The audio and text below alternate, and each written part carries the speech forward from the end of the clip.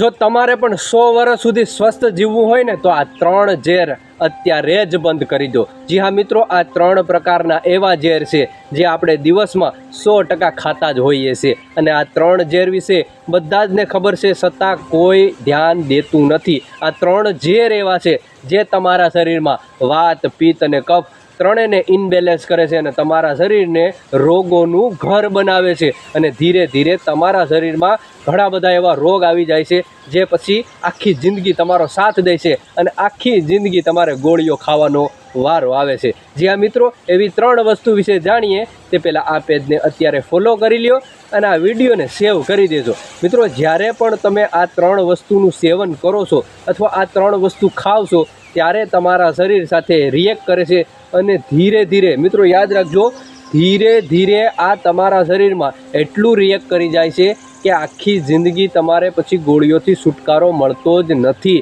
અને કોઈ ડૉક્ટર પાસે એવા ઈલાજ નથી જે આના પછી થયેલા રોગ મટાડી શકે। જે હા મિત્રો, આવો જાણીએ તે વસ્તુ વિશે। તેમાં પહેલી વસ્તુ છે મિત્રો નમક, એટલે કે મીઠું। કોરું મીઠું મિત્રો ક્યારે પણ ન ખાવું જોઈએ અને જ્યારે પણ તમે કોરું મીઠું ઉપરથી છાંટીને ખાવશો એ તમારા માટે સૌથી ભયાનક હોય છે।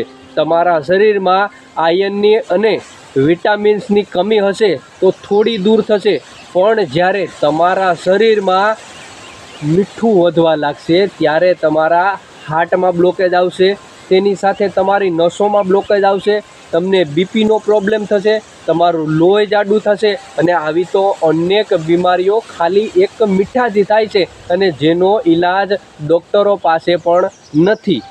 બીજી વસ્તુ મિત્રો, સફેદ ખાંડ। જ્યાં મિત્રો, જ્યારે પણ તમે સફેદ ખાંડ ખાવ છો ત્યારે તમારા શરીરમાં એક તો ડાયાબિટીસ આવે છે અને આવે છે।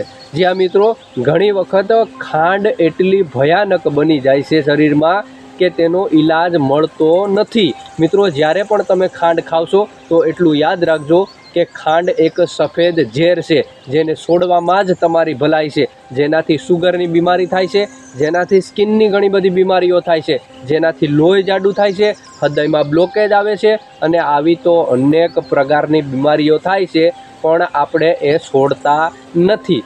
ત્રીજી અને મોસ્ટ ભયાનક મિત્રો, ત્રીજી વસ્તુ સૌથી ભયાનક છે તે છે મેંદો।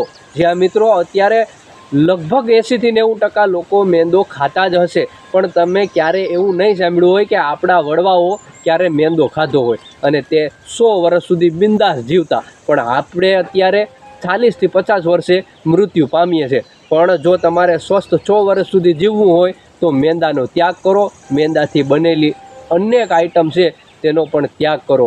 મેંદો એવી વસ્તુ છે જે તમારા શરીરમાં અંદર જઈ અને એક ગમ જેવું કામ કરે છે અને ચોંટી જાય છે, તે તમારા શરીરમાં ધીરે ધીરે લોહીમાં ભળે છે અને ઘણી બધી બીમારીઓનું ઘર બનાવે છે। તમારું જે આ શરીર છે તેને સ્વસ્થ રાખવાનું કોશિશ કરો।